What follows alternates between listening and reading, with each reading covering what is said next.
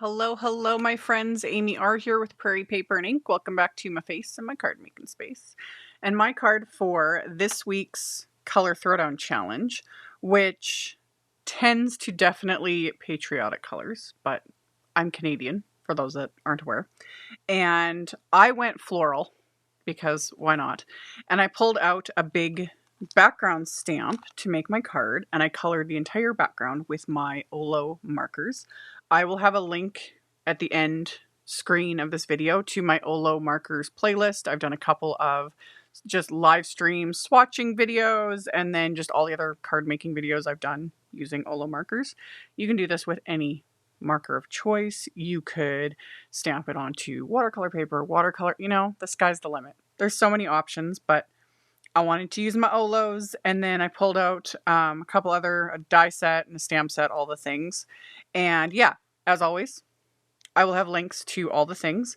For those that aren't aware of the Color Throwdown Challenge, it's just a weekly color challenge that is open to everyone. We do it just for fun. I will post a link to that in the blog post that is linked directly below the video.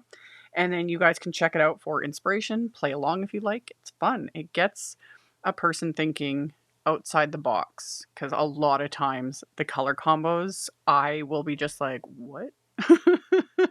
But it gets me thinking, and I love that. I love it. So I highly recommend checking it out. It's just fun. And yeah, I'll have a supply list with links to all the supplies I used as well.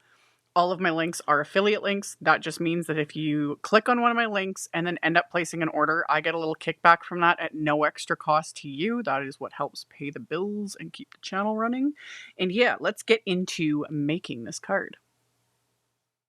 So I'm using Simon Says Stamp's Poppies background stamp, and because this is a red rubber on cling foam background, I need to take my grip mat out of my MISTI, because you need the space for the rubber and the cling foam. And then I put my Stampin' Stencil mat, just my sticky mat, into here so it can hold my cardstock in place, just in case I need to stamp this more than once. And I got a perfect impression the first time, which I don't know why that's so satisfying. It just is. But still, always good to be prepared, just in case, So I've got Simon's Smooth White 120-pound cardstock, just a A2 size panel, so 4 1/4 by 5 1/2. And then I inked up the stamp with Simon's Intense Black ink, which is an alcohol marker friendly ink. And there you go. I had to give it a thumbs up. It was just, I love when that happens. I don't mind stamping like more than once, 5 times, however many times it takes, it doesn't matter. But it's satisfying when it's like, oh, perfection. Even though perfection's overrated. Anywho, after I got it stamped, I'm coloring this in with my OLO markers. You could do this with Copics. You could do this with tri-blends, like any alcohol marker. And if alcohol markers aren't your jam, like I said in the intro, you could totally stamp this and watercolor it on watercolor paper. You could also stamp it and just do simple ink blending. That would look really pretty too. Like, the sky's the limit. That's what I love about background stamps. Like, so many options. So that first little bit, those first few seconds, that was real, like the real time, because I do not color this quickly. Sometimes I wish I could, only because just like I always say, I never have enough hours in the day, ever. I could get so much more done. Honestly, if I could just move this quickly, cleaning, really, oh man. Because the actual coloring process I enjoy, but this has been sped up in editing so that we're not sitting here. I didn't spend a ton of time. You totally could put even more time and effort and really like bring up the contrast and all the things, but I needed to get this done, so I just went to town. I've got my OLO marker lids there on screen to show what colors I'm using. So I just use 3 different shades for the reds. I go darkest to lightest. I do the same thing with my Copics and my Spectrum Noir tri-blends. I go darkest to lightest. It's just a convenience factor for me. If you're newer to alcohol markers, a lot of the time I still kind of recommend going lightest to darkest. It gives you a little bit more control. Because with the darker areas, obviously you can't take color away, but you can always add more, again, within reason. But you got to kind of figure out what works for you. And over the years, I just switched to start doing darkest to lightest, and that's how I think about it now. Like I can't even, it's rare that I do any other way. So I colored all of the blooms first because I consider this not necessarily a busy background stamp. There's a lot of, different areas to color. But once I got those filled in, it was like, okay, that was like the bulk of it, because then I'm doing the centers and I just used a couple different shades of browns for those.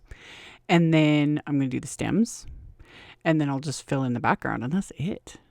So I used a couple of the newer greens from OLO. As I'm doing this voiceover, I did a live swatching the new colors they released that I got, and the greens, we needed them. That was one thing that was really lacking in the range was greens, and I can't wait till, it might be a year or more. I have no idea what their plans are, but I always love having more colors. So anyway, I took a very dark blue for the background since this was for the color throwdown challenge. And this is another thing I don't often do is like use my alcohol markers and like fill in backgrounds like this. But again, it was satisfying and I was like, maybe I need to just do this more often instead of overthinking it and thinking it's too much work, because this wasn't that bad at all. And I do love how it ended up turning out. And then, of course, I'm going to add splatter because you guys know. It needed it. So I got my Gansai Tambi Starry colors, added a bit of water to my gold there, and then swirled it around really good with my fan brush. I have the background in my splat box just to keep the splatter from going everywhere. And yeah, all these steps to protect my work surface. And then I dropped this card front on the floor, which didn't ruin it, but it smeared some of the splatter. I was not impressed with myself, but I am clumsy and I should have let this dry, but I was in a rush and I had ideas.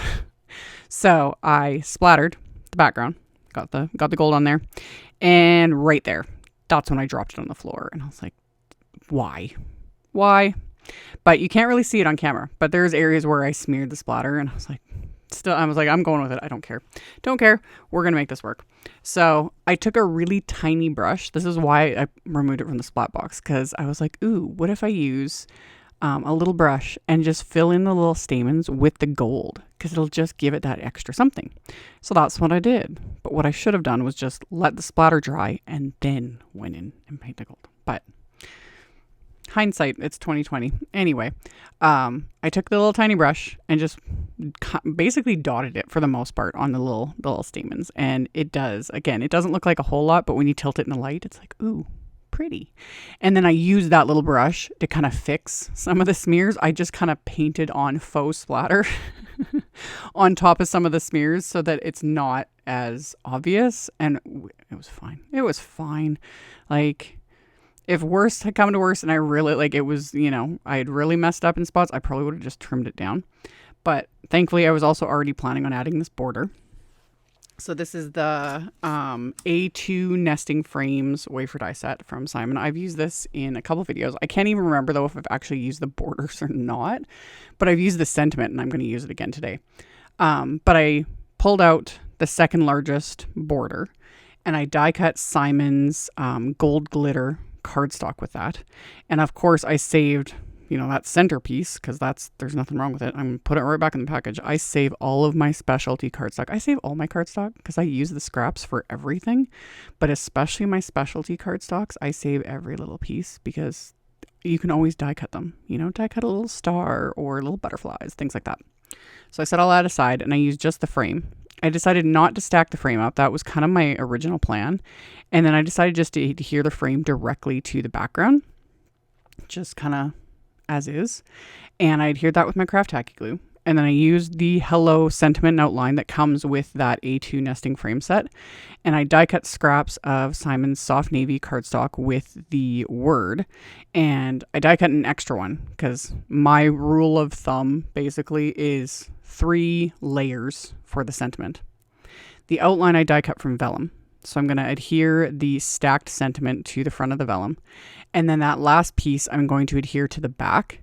You don't always have to do this. I've just been doing it more and more in recent months. This pops the VELLUM layer up just a smidge off of the card front. So it kind of floats a little bit, which is kind of cool.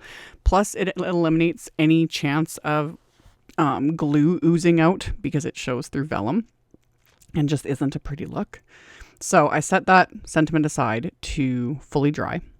And then I'm using the CZ Design Just a Note stamp set. And I grabbed a piece of red cardstock from my stash and I used my anti-static powder tool on it. That just keeps the embossing powder from clinging to anything other than the stamped image. And then I stamped a sentiment from that Just a Note stamp set with clear embossing ink. I coated it with Simon's Detail Gold embossing powder, melted it with my heat tool. When it was cooled off, I rubbed off the excess anti-static powder with my microfiber cloth. And then I used my little guillotine trimmer to trim this down into a little sentiment strip. And then same thing, I'm going to just adhere this directly to the card front with glue. I thought about like popping it up with foam tape, and yeah, that was one of those times where I didn't use any foam tape, which doesn't happen very often. So I adhered my die cut sentiment to the card front, and then I'm going to adhere the sentiment strip just right below that. So get those adhered again with the craft tacky glue. And this entire time, that background stamp was still in my MISTI where I'd left it. I'd cleaned it off, and then I am going to use it to stamp the inside of my card base. So I've got my card base, which is a top folding A2 white note card. So I lined it up in the same spot, used my trusty piece of Post-it tape to mask off where the scoreline was so I don't stamp past the scoreline.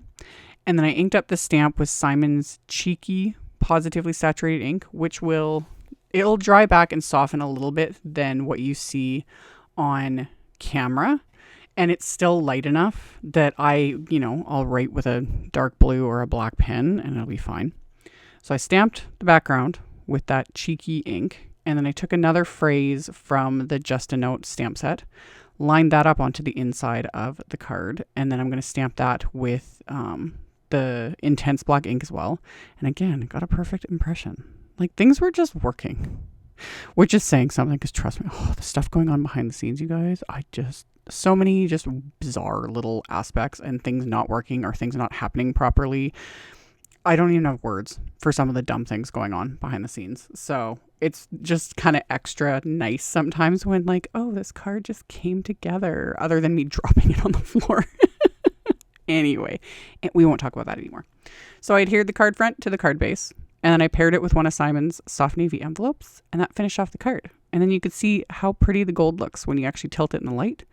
And for the most part, you can't see the smears. So it's great. It's great. So like I said in the intro, I will have links to all the things in the description box below the video, so you can just expand that and check it out if you are interested. Thank you all so very much for taking the time to watch my videos, for thumbs upping and commenting. It helps a ton and I really appreciate it. Subscribe if you haven't. I'd love to have you. And I will see you all very soon in the next video. Bye.